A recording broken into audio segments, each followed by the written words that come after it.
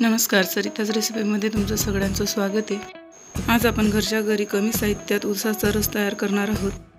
त्यासाठी इथे मी मिक्सरचं जार घेतलेलं आहे। त्यात 1 वाटी गूळ, पुदिनाचा पाला आणि आल्याचे तुकडे टाकून घेतलेले आहेत। आता मी त्यात अर्धा लिंबूचा रस टाकून घेणार आहे आणि आता 8 ते 10 आईस क्यूब टाकून घेणार आहे।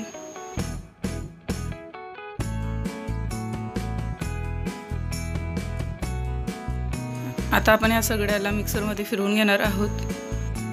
आपलं मिश्रण हे रेडी आहे। आता मी एका पातेलीवर चाळणी ठेवून घेतलेली आहे आणि ते मिश्रण चाळून घेणार आहे।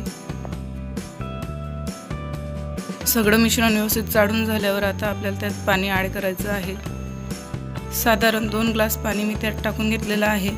आता हे चवीपुरता आपल्याला काळं मीठ टाकून घ्यायचं आहे